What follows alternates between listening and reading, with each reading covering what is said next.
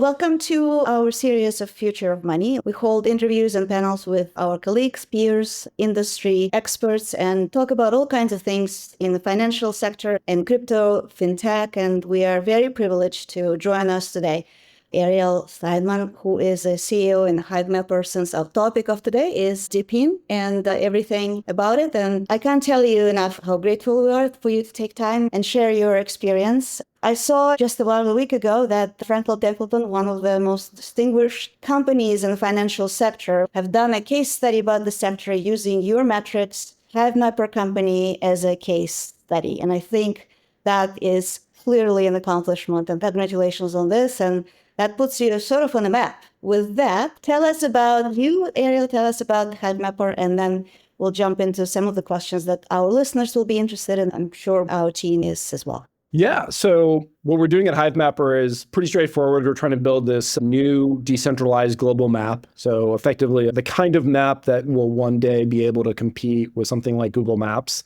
So it's very focused on navigational use cases. And so the way that we do this is pretty straightforward. So you buy this dash cam from us. It looks and smells like every other dash cam that you've ever seen. And it serves the purpose of a dash cam in terms of location monitoring and safety, and if you get into an accident, all that kind of stuff. But within the actual device itself is some really important and critical technology that makes it a great mapping device as well. So building a map is really hard and really complicated. And the technology that sits inside of that device, what we refer to as the B dash cam, has all the right sensors and the right compute capabilities to be able to build a map on the device itself. So funny enough, we launched 3 days after the FTX blow up. So it was definitely a hard time to be in crypto in general, but we kind of weathered the storm. If you fast forward from 18 months ago to today, we've now mapped about 23% of the global road network. There's over 10,000 of these devices all over the world mapping every single day. And in addition to the mode of contribution that I just talked about in terms of the dash cam and the B, there's another mode of contribution, which is what we refer to as AI trainers. And so AI trainers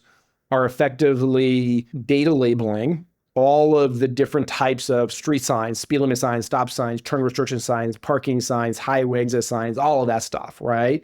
And so they're labeling all that data so that the Map AI engine, which is the engine that actually builds the map, so that when it sees those things, it can understand, okay, that's a 25-mile-per-hour speed limit sign, that's a stop sign, et cetera, and then it can position it properly. So there's about 25,000, 30,000 of these AI trainers all over the world that are labeling data. That's one big role that they play. The other role that these AI trainers play is in terms of quality assurance. So once we've produced the data that forms the basis of the map, then these AI trainers are running quality assurance. Did we position that sign properly? Is that actually a 25-mile-per-hour speed limit sign in the schools, and all that kind of information? And so what you're seeing now is basically the end-to-end process of actually building a map, right? There's the drivers who are collecting the data. There's the device that is actually building the map. And then there's the AI trainers that are doing the data labeling and the quality assurance to ultimately create a really high quality map. So that's a little bit in terms of how the map gets built.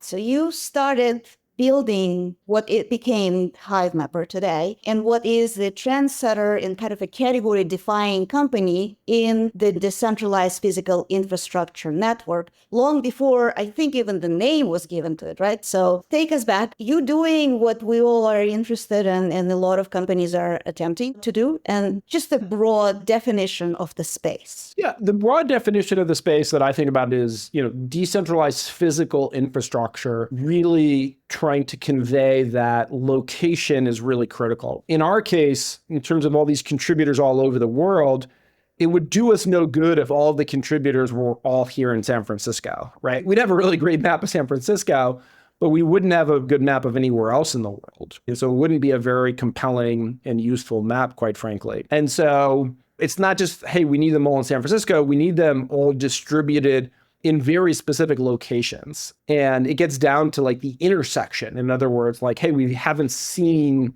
this intersection recently enough, and there's been a whole bunch of changes in terms of traffic patterns and so forth. And so the physical aspect of DePIN is what makes it really challenging, right? Helium has the same challenge. For their hotspots, it doesn't do them any good if they're all in the same area, right? That they don't actually have great wireless coverage. And so they need certain hotspots in certain types of locations to really build out continuous high quality coverage. And that makes it really challenging, right? There's a lot of other types of projects like Filecoin or Render and others. They're fantastic projects, but location in terms of building their product is not critical, right? Like you could spin up a server anywhere and contribute and add it to Filecoin, and it fundamentally is not going to change the experience that much from a customer perspective. And so that's one big part of it. The other big part of it is, in most cases, not all, you're building a hardware device that simplifies the ease of collection such that it's incredibly passive, right? One learning that we've had is that even the smallest amount of friction makes it really challenging to sustain that network. And so in our case, there's a lot of reasons we built this device, but one of them was like, how do we make the experience really passive for the driver? And iPhones and Android devices, it doesn't do it, right? Like every time you get into the car, you have to like mount your phone and then you have to open up the app and then hit a button and all this kind of stuff. It's very cumbersome. Like most normal people just don't do that. And so that's been a big learning of ours. We tried iPhones, we tried Android devices, but we just didn't have a lot of success with them because of that friction associated with the contributor experience. And we started to build our own hardware and we started to tackle that problem in a very real way. And then there were all these other product and technical benefits that we then got from building our own device as well. This is the supply side, right? Yeah. And then before we get the demand side, the incentivizing of the participants happens through token or crypto economic incentives. Yeah. And that piece came in later or at the same time. That's one part of what I would love for you to dive into. And the other is some of these devices, before you build a sophisticated device that you deploy today, they need to talk to existing networks, right? They need to communicate somehow and transmit data. That took a few trials probably and a few adjustments as well. Yeah, let's talk about the crypto part first. Yes, there is a crypto incentive where you can earn honey tokens. There's a couple different types of contributors. There's like the individual contributor that they just go out and buy a dash cam from us, and the vast majority of them are certainly very motivated by the honey token. There's others that we refer to as fleet entrepreneurs. So these are people who buy 30, 50, 70 of them, whatever, and then they go and deploy them into the right locations. They're also pretty motivated by the honey token for sure. There's another class of people, which are what we refer to as commercial fleets, right? So these are, hey, I have a pest control business. Hey, I have a delivery company that has like 100 vans. There's all these types of companies that are basically run routes, right? They have vehicles that do various routes or are delivering packages or whatever it is. And for many of them, they don't care about the honey token, right? They really like the location monitoring capabilities, the safety capabilities of the device itself. It would be very parallel to a merchant using our point of sale device for the immediate purpose, processing the crypto payment, not necessarily immediately incentivized by the tokens. Yeah, exactly. I think that's a good parallel analogy for sure. You know, they're interested in the utility of the device, right? Some of those companies don't even care about the honey token. They don't even want it. Some of them are just like, yeah, it's kind of cool. It's kind of nice. You know, it's icing on the cake if it happens, but that's not what motivates me, right? That's not why I'm going to buy this device versus another device. And so they are increasingly becoming a larger part of our network. And the reason for that is quite simple. There's 250 million commercial vehicles out on the road. And if you're a business owner and you own 100 vehicles or 200 vehicles, those vehicles are worth a lot of money and the lives of your employees are at risk, right? In other words, if there's a fatal accident, that can really hurt your business in many ways. Morale, financially, it can really destroy your business. And so you're going to be very focused on trying to manage that risk inherent in running 120 vehicles all over town. And our device and our capabilities and our tools help you manage that risk a lot better.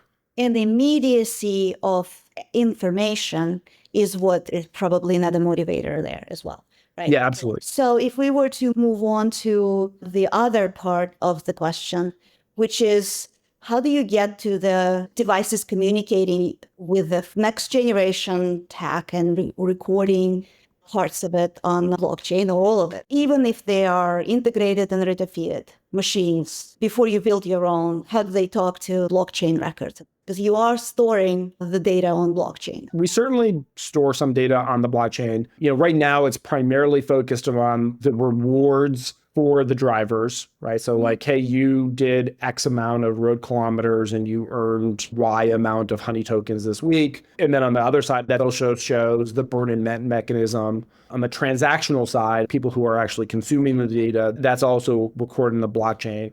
We do not currently put any of the map data on the blockchain. We certainly will add elements of the map to the blockchain, especially around those things that are pretty contentious, like red light cameras, boundaries of different countries, and so forth. We basically put things on the blockchain where cities or countries or state actors are trying to manipulate those things to hide the truth or to represent their country in a way that isn't truly accurate in terms of what the borders are. So those are the kinds of things that we will add to the blockchain, but it hasn't quite happened yet.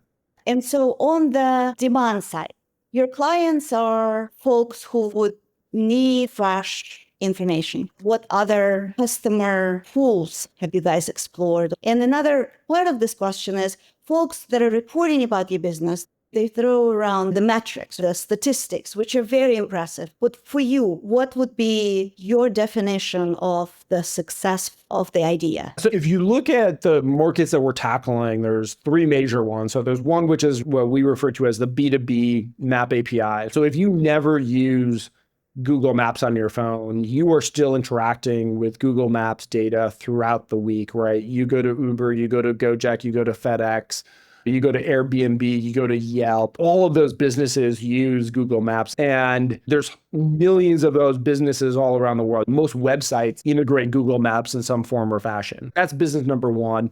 So success in that looks like, yeah, you have 100,000 businesses who are using and integrating us, and we're part of their core technology and product infrastructure experience. The second category is self-driving. And so we're talking about everything from like level 2, which is commonly referred to as like ADAS. So it'll take over and drive the vehicle in certain scenarios. So it'll drive you on the highway or major roads and that kind of stuff. Not full self-driving, rather like driver assistance. Yeah, exactly. And that's a huge market. I mean, there's 1.2 billion vehicles on the road. Only a very small fraction of them today have those type of capabilities. And what we really like about that market is it's a monetizable feature or capability that the car companies are charging their customers for because it gives time back to the driver. And we're competitive in those two markets today. We have customers in those two markets. And then the third market, which we don't yet have a product, but we aspire to, is in consumer navigation. So this is kind of going head to head with something like a Google Maps or a Waze or something like that. That'll take a little bit more time for us to fully divulge kind of like what we're doing, but we're excited to share a little bit more about that later in the year. Well, hopefully you're at the breakpoint while we hear you're on main stage doing something like a product reveal of some sort. But anyway, look, clearly you guys found the use case and defined the category from being constantly in the mix of folks within the same field. What other trends that you notice in the DePIN that we all need to be aware of? I think what's really interesting, and I'm working with the team right now on this, is decentralized energy. Energy is a massive market. The need for energy is only going up. So I think there's a lot of inefficiencies in that market that will make that a pretty interesting market. There's an entrepreneur by the name of Jason Babow. He's a great entrepreneur and very excited to kind of see what he does in this space. He has a background in it as well. So that's somebody who you should definitely keep an eye out on. All right. I'm going to throw in skeptics say the existing networks. We hear that a lot. You can get paid instantly. You can transact on the regular rails, especially in payments and continuous settlement protocol, where we started on the Solana and then grew to real-time payroll and payment cards and crypto cards. It feels that folks always pull it out. Why do we need the blockchain for processing some of this? Why do we actually need to work with this new technologies if current systems work? I mean, I can send money by Venmo elsewhere. I'm sure you're hearing similar things, right? Why would we need your product if we have Google Maps, Apple Maps, and gazillion other map apps that people get?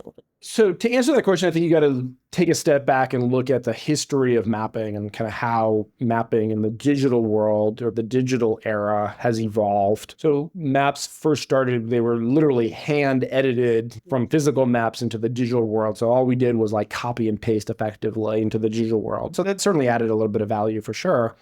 But then the next major large-scale data collection system to come online was satellite imagery. And so that was late 90s, early 2000s. And then the next big leap was Google Street View, right? So that was like 2006, 2007. So it was very high quality imagery, but it was very low frequency. So Google Street View maybe updates every 24 months, in some cases every 4 years, right? But that definitely added a lot of new data on a very large scale.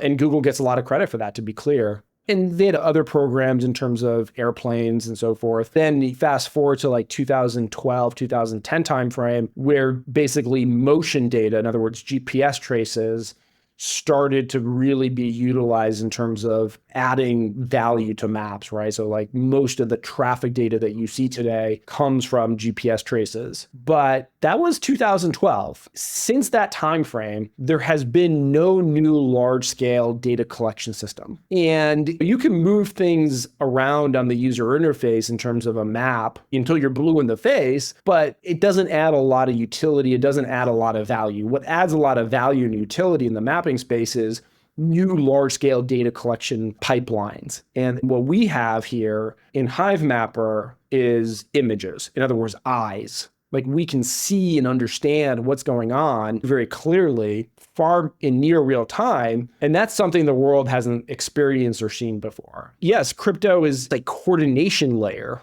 right? How do we coordinate all these different people towards a common goal of building out a map? Underlying all of that is core product differentiation. You mentioned something which is an important angle. It's not just incentives. The crypto layer adds the coordination and management and working out some of the challenges that you started with, which is location is key. And some locations are readily available and others are not. And so that's where the crypto economic incentives become a management coordination tool.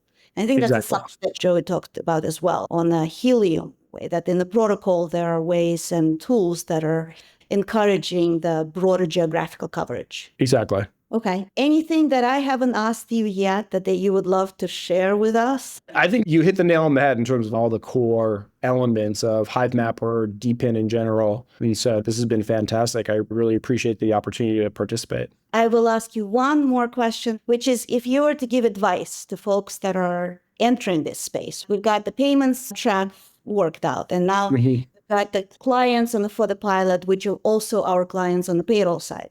And we're rolling out the point of sale devices that are networked into us. So anything for us to be aware of or be advised by folks and the gurus like you who have gone and made some of those mistakes? I've definitely made my share of mistakes. I'm sure like any entrepreneur, any builder in this space, you're going to make your fair share of mistakes. I generally don't love generic advice. And the reason is because every single situation is so specific to their market and the founders and that specific era. So things that worked or didn't work for us, it could be very idiosyncratic to that time or that product or that market or those customers. And so I think the biggest thing is just like resilience. Just don't give up.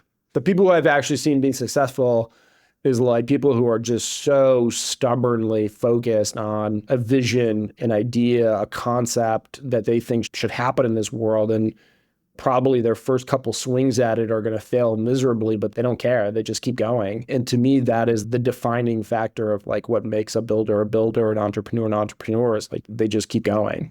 This is fantastic advice. That's why I'm grateful for you coming on and sharing your wisdom, because this is from the heart. So thank you. Yeah, definitely.